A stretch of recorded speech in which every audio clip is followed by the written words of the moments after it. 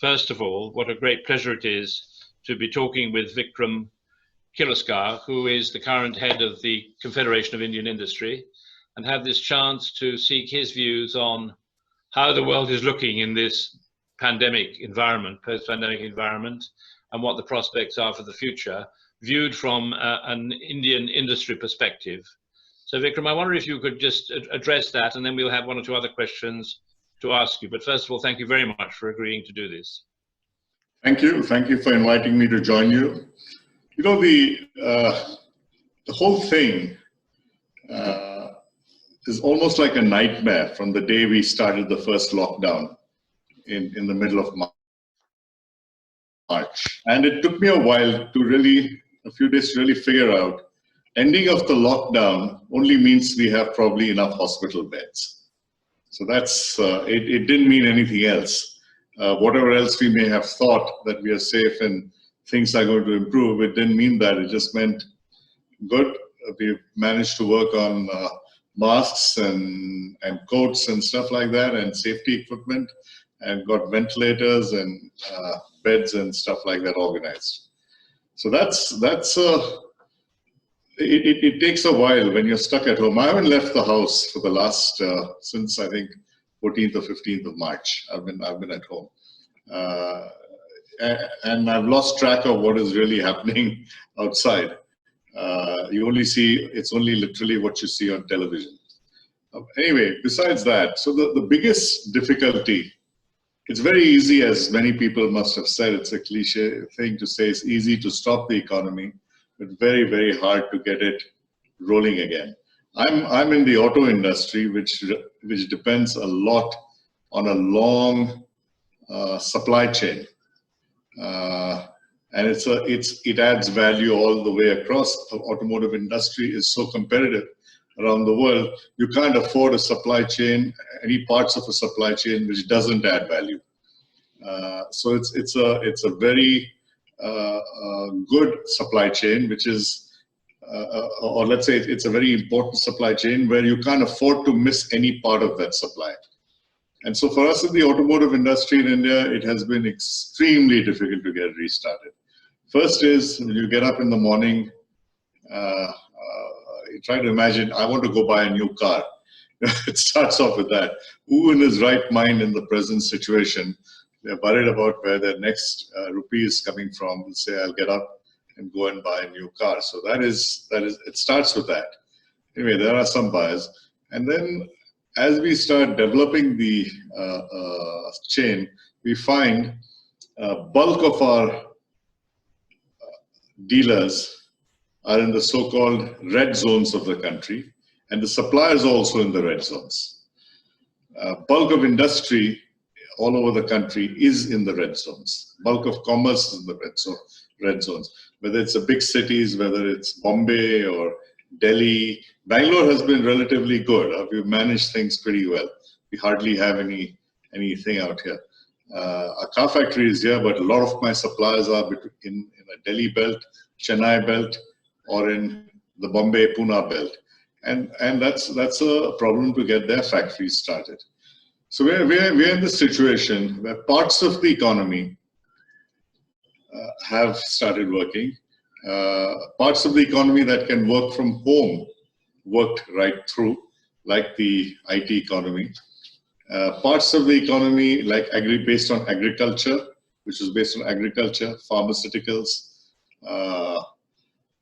delivery, and that kind of stuff, essential goods, so-called essential goods, that has started working. That started working right through. There's certain businesses, chemical businesses, who managed to quickly change over to making disinfectant. That started. That has been working full. I do know people, unlike me who were, and others who were closed fully, who are running at full steam right through the last two and a half months. We're slowly opening up. It's going to take some more time, I think. The airline industry is shot. They started some flights today. The hotel industry is shot. So India, at its peak of socialism, at its peak of Nehruvian socialism and the national nationalized companies in the public sector, I think it was more than 80 or 85% in the private sector at its peak, or even more. And it's only really the little bit they've been trying to sell off in the last so much. So, and a lot of it is small business. It's the vegetable seller on the road. It's the small grocery shop. It's the small restaurant. Bangalore is full of tiny little restaurants where McDonald's or no one can compete with, where people have lunch. Loads and loads of them. And everyone goes there for lunch. I go, some other people go for lunch as well. All these people are the ones who have been terrifically affected. Small businesses, they're unable to pay their salaries because they can't. There's no business over, there's no revenue. Where's the money going to come from to pay salaries? Large companies like my own, we are able to manage because we managed to build up a reserve for years by not taking any money out. We left a lot of cash in the business, so we can manage our businesses maybe for a year. Okay, I don't know, longer than that. I hope that the economy gets back to normal situation. So we are going through a lot of misery and pain as a country at various levels. At the big business level, I explained auto industry and other areas, and at the airline, etc. At the middle business level, the small SMEs, the small businesses, even the SMEs in the value chain of large companies, they're having trouble. And of course, at the very poor levels, the misery is you've seen it on television all over. It is terrible. But what are we trying to do from CII? What have we tried our best to do? Tell me when to stop and ask questions if you want. No. This is very helpful. So CII's position on it. Yes, thank you. Because when we start, we had a meeting with I was in a meeting with the Prime Minister a few days before the first lockdown started, and when the news of everything started coming in, and we started seeing how serious it was, and there were a couple of recommendations we made. I still remember that meeting with the PM. It was on a video conference, and the first one was to do a lockdown. Number one. That was we thought it was important, and I think they're the only ones who said, please do a lockdown. It's an issue between health and the economy, and we thought that the health was most important. And the second thing we requested was to give money to the bottom of the pyramid as much as possible.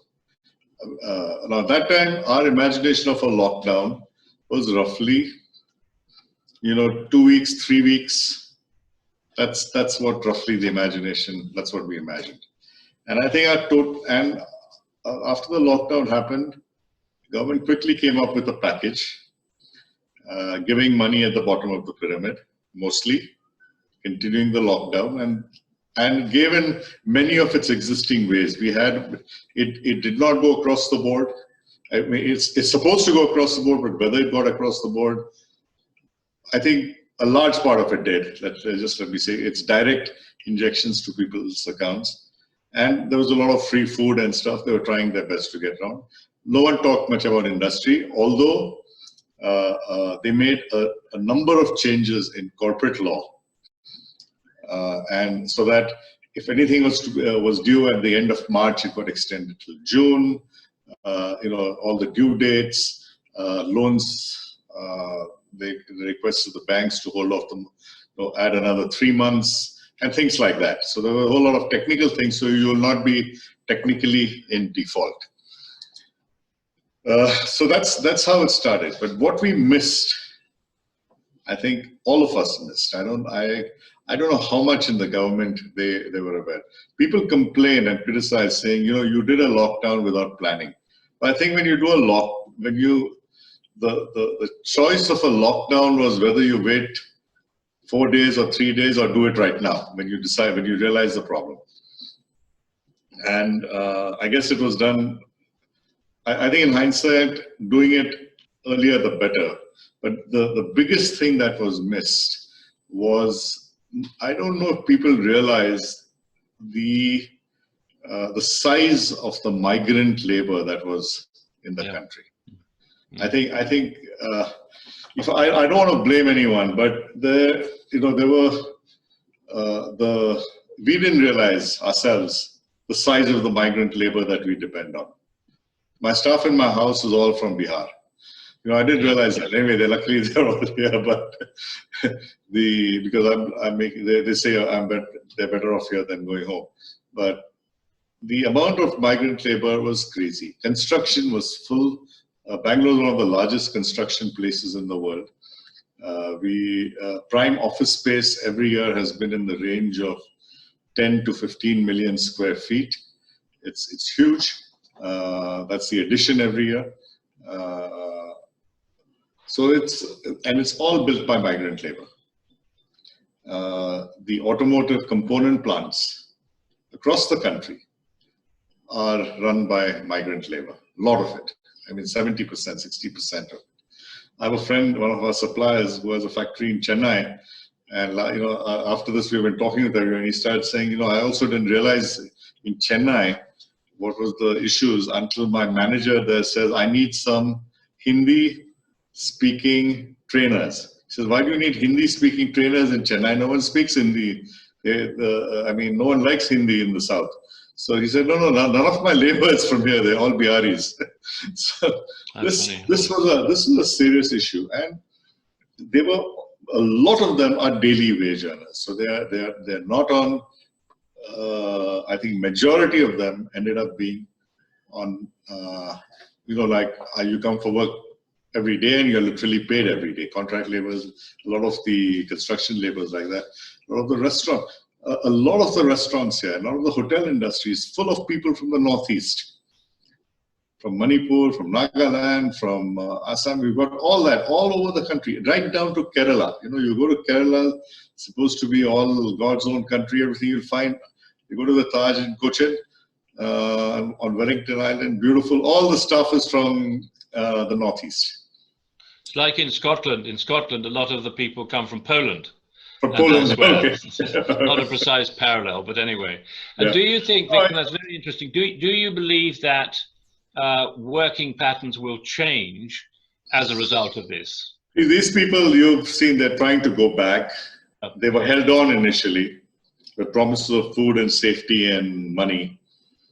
I think the larger companies who had them on full-time, as a full-time job, paid them, and they stayed on there, their houses and stuff. But the people who are on the short term, eventually they wanted to get back. And they kept getting calls, they still get calls from their families saying, come back. And they felt unsafe where they were. That's an issue still, we are facing that issue right now. Trains have started, people are going back. And as the economy is starting, these people are going back. People are having trouble with labor, no labor in the factory. Yeah. So we've got into a kind of a double whammy. So anyway, one is certainly to answer your question, for factories, and where we hire this kind of labor, we'll certainly have to change our labor practices. Number one, if you want to get them back. Okay, we can't have a dual system of permanent labor and a cheaper contract labor. I don't think. I stopped this contract labor in our companies about 8-10 years ago because I saw what was happening. I didn't like it, so I had everyone as permanent. I haven't lost anyone; they're all here, but then obviously less number of people on the whole. But that practice will go. We'll have to automate a lot more. Yeah, than we ever did. And also there's an opportunity which I am pushing from CI to the states, the 4 states which have had the most amount of migrants: West Bengal, Bihar, Orissa, and Eastern United UP. Yeah. They should change their industrial policy, what we are advocating now, and we've started talking with them at various levels. They should change their industrial policy to attract investment with, because they have a lot of land, they have a lot of power, and now they'll have all this fantastic labor which has come back, pretty well trained, who worked in all kinds of things. So that's one change I think some of the states have to capitalize on. Some of them are doing it, whether to build industrial estates, build the sheds, and hire them out. Do something very fast to attract industry back. All this is easy to say. because there's no money. Yeah. It starts down to that. Everyone is tax collection is almost has been zero probably in the month of April and May. Let's see what happens in June. Maybe some tax in May, but April was almost a zero for the whole country. So money is tight. What do you do? So the government came out with the second package. I think they were roughly equal.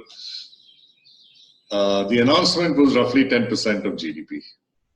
It's 2 trillion rupees or something, whatever that number is. But and as the announcements came out over a period of 5 days, and we had asked for, we increased our ask as we realized this was getting longer. And at some point, I had a feeling it's going to be for 10 weeks. That's the length of time it was in Wuhan. So that was a feeling I started getting. So we asked for a second package, which came to roughly 7.5% of GDP on various points. And they came back with this 10%, but that was the sum of everything they had given even before, including the previous announcements. So basically, they added what we had asked for, except it's a mixture of fiscal and monetary, bank-related loans and things. I'm sure all of you have studied whatever, all these packages around the world, and you know what it is. Finance ministers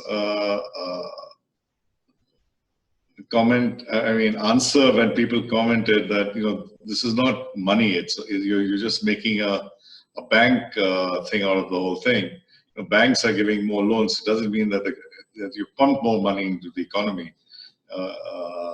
So according to her, it was most countries are doing a mixture of monetary and fiscal. I haven't really studied it. I don't know. And she gave some explanations. I'm really not concerned right now what other countries are doing. I'm more concerned what is happening here and how we can get out of it. In a conversation, Vikram, earlier today, we were talking with the Asian Infrastructure Investment Bank, the AIIB, and they have made available, I understand, a $500 million crisis recovery facility to India. They are expecting to go out to 5 to 10 billion in aid to countries in what they're doing, and I suppose that will filter through and be helpful. See, one of the complaints that has been coming, and it's also a complaint of mine, but I don't have an answer for it, is that bulk of whatever support you're doing on the industry side, I'm still maintaining on the bottom of the pyramid, whatever you have done is not enough. They've added it, you have to do more. Yeah. I still feel you have to do more and more freely. That is things like free food and whatever distribution that is going on of grain and pulses and rice and stuff like that. Because we've got so much stock of it, it's rotting away. Yeah. Countries collect. So my thing is just give it to free. Anyone wants it, give it free. That's the I think that's the easier way to do it than make any who are you and what is your identity and all that. That is one part of it. So that we're still pushing. But everything that happens, any kind of funding or any kind of remedy you try, it always helps the supply. What do you do to generate demand? Yeah, it's $1 million question. There's no answer to it, except to say, demand will come only if I'm confident, I'm safe, I have a future, and I'm willing to spend my money. And it's very hard to say, encourage demand. I realize that, but that's what we are saying. We're saying everything has come from the supply side we'll manage, but unless people start buying, where are we sitting? Vikram, I know that Doug Cook has some questions for you, so I'll hand over to him. Thank you for that. Vikram, I sense it sounds slightly depressing, but you're painting a picture where the liquidity issues, and particularly for small, medium size of enterprises, and the prospect maybe of insolvencies for many of them, and what looks like is going to be a very long, slow recovery, certainly not a V-shaped recovery. And you've talked about this issue of the big question of how you sort of inspire demand back in the economy. I'm just wondering, and the sense is, I think that although the government has adopted measures, maybe you feel they haven't gone far enough. But I'm just wondering, what is the prospect of things going forward? How long do you think it's going to take, and where do you think this demand is going to come from, and whether whether there are opportunities in terms of what's happening geopolitically, and whether it may help India in the long term. Okay, let me go back to slope curve or V-shaped curve. That's the two things. A V-shaped curve really depends on sentiment. I feel, from whatever I see of the market, sentiment will be based on two events. I feel one is a medicine which will say that if I get COVID, if I'm infected, I take a medicine. Okay, I can stay at home or go to hospital, but I'll be safe. I will not die. I've got some cure. And the second, of course, is the vaccine. I think it really depends on the timing or the knowledge of these two. People are confident about, I think, some confidence on safety that they're able to, that will enable them to open their wallets. That's what I feel. I think Modi is trying his best to give confidence. I'm trying my best. I've been on television almost, I think, 35, 40 times in the last 2 months, almost every other evening. But I'm trying to say confidence that we do have. I still believe there's a good story here. We have a huge market. We have excellent resources. We have pretty well-trained people. We've been able to follow a lockdown pretty well. If you look at the numbers, look at the number of deaths, it's still very low. There can be a lot of question marks on the infection numbers because there's not enough testing and all that. But the death records are pretty accurate. I don't think there's any fudging on the death records, and they are very, very low. In Bangalore, of all the beds they built up, the occupancy rate right now is 3% or 4%. In fact, the hospitals who have built the beds are having a tough time trying to figure out what to do. Bombay is a different story. Because Bombay is crowded, there are people living 7-8 rooms. The whole lifestyle in Bombay with the lockdown changed. And that has actually encouraged probably transmission rather than stop the transmission amongst people who live together. Be a little more open out here. So the recovery is really based, I think, on a safety, to my mind, on a safety issue. People start feeling safe faster. We will get a pretty fast recovery. We are pretty fast at restarting things. I think we have the will of people to get to work. Everyone is waiting to get to work and to restart and to start moving. The containment zones, the red zones are the worrisome point because they're the ones with the largest part of the economy. Wherever we have started opening up in the green and orange zones, so-called, we're seeing the service level in our dealerships where we service cars.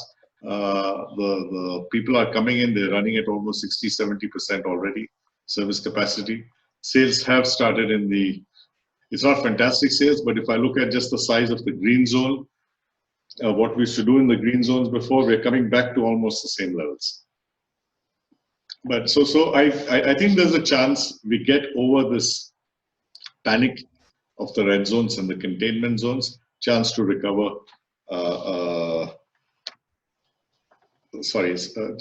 Chance to recover pretty well. I'm just trying to miss your second question. Well, I was thinking more broadly about stimulating demand and whether the sort of geopolitical side of it. Yeah, the story that keeps coming is, okay, a potential Cold War between the US and China will, or maybe there's already a Cold War between the US and China.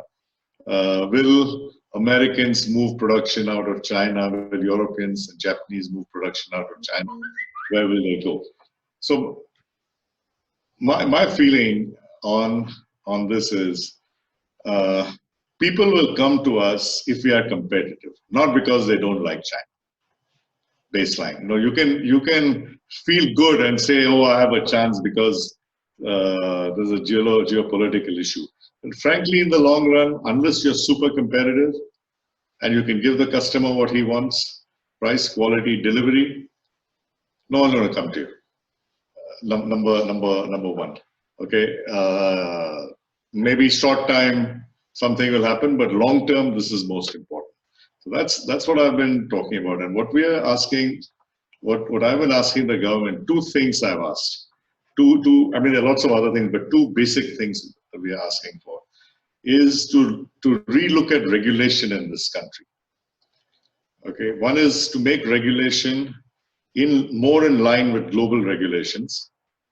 Say, for example, in the automobile industry, we've started slowly getting in line. We've gone to what we say Bharat Stage 6, which is equivalent of Euro 6 in Europe on emission. We'll get to CAFE 2, which will be very similar to your corporate fuel efficiency norms right now, but we'll get to, I think, CAFE 2 by 23. Safety we have done, but the way we have done it is not very good. It is like use ABS on a two-wheeler. Okay, that is not. I'd rather have someone say that the regulation be that over the next 15 years, a 250 kilo two-wheeler with passengers, etc., on will stop in 25 feet. You know, use whatever technology you want. I would prefer technology agnostic regulation on environment, on safety, on fuel efficiency and emission in vehicles, and looking for a direction where a long-term direction where we want to reach, rather than say use X and use Y and do it suddenly and say I'll make a change in the next 2 years, which is what has been happening. So we want consistency in regulation, not only automotive but other industries, which is in line with global standards. So if we produce to global standards, we'll be competitive whether we are supplying in India or outside. So the regulation is what I've asked for. And the second thing I've said is please study the value chain of various industry sectors. For example, in the textile industry, I manufacture spinning machines in India, and almost 90% of my production is exported. A lot of it is exported to Bangladesh. We export textile machinery to Bangladesh. We export cotton to Bangladesh. We export yarn to Bangladesh, and they're able to make garments at much cheaper prices than we can. So there is something in the value chain that we are doing which is wrong. So there are parts where we are obviously competitive, and there are parts where we are obviously not competitive. I know in my partnerships with Toyota, we export engines and gearboxes to Southeast Asia as well as to the West. West is mostly Africa and South Africa and South America. And I've seen our cost structure. Same product, exactly the same thing, whether it's sometimes made in Thailand or Indonesia or Philippines, and we are factory to door. We are very, very competitive, extremely competitive, because we manufacture capital equipment here, using almost all Indian capital equipment. Most of these countries are importing capital equipment from Japan. The investments are much higher. Almost all the raw materials available here, and our costs are, I would say, 20 to 30% lower. It's significant. We are losing out a lot on the rest of the value chain outside the factory. And that's mainly logistic, port costs, power costs, and stuff like that. So I've requested the government take the big industry where you are. This is what I'm requesting. Whether they listen to me is another story. Where you think people will come from China, XYZ, and work out the value chains. See the value. Try to do a competitive value chain, and then make policy to make sure we get competitive. Just because I don't like the Chinese, no one's going to come. I understand that you need obviously intervention from a government level in policies and that, but presumably not too much. I mean, you don't want too much. It's not too much. It's mostly removal of policy. Yeah. Which is, believe it or not, there's been a huge amount of policy changes in the last 2 weeks on food, on agriculture. Before, farmers could only sell to within what's it called, a government buying system, or not a government, but something called a mandai, which was a local wholesale market and stuff. But now any farmer can sell anything wherever he wants, inside India or outside India, with no control of any kind. That has suddenly been changed. So there have been huge changes made in the last 2-3 weeks. So those, Vikram, those are things that are good outcomes, in a sense, of the COVID-19 situation. Yeah. The regulation changes there in company law, many things have got changed. Yeah. Some really good stuff. Help to discoms, a whole bunch of good stuff which has come up. They're all long-term in nature. Nothing's going to change things this week or next week. I mean, I'm conscious that right. I'm conscious that we've taken up a fair chunk of your time, so I'm very grateful. I have a last question for you. Are you optimistic about the future? Do you believe that when we get through this, it'll be better? I've talked everywhere on television last 35, 40 days. I've said we're going to go through a tough time. Good time to rework, replan the way we run business. Yep. Bring your costs down, bring your processes smart. Figure out how to do it, and we'll be back on the top again. That's what I've always been saying. So we still have a great opportunity here. That's a pragmatic optimist. That's good. Yeah. Doug, did you have anything else before we close down? No, I think that's a good note to end. Thank you. Thank you. Thank you very much. Bye. Thank you very much. Stay safe. Be well. Bye-bye. Bye.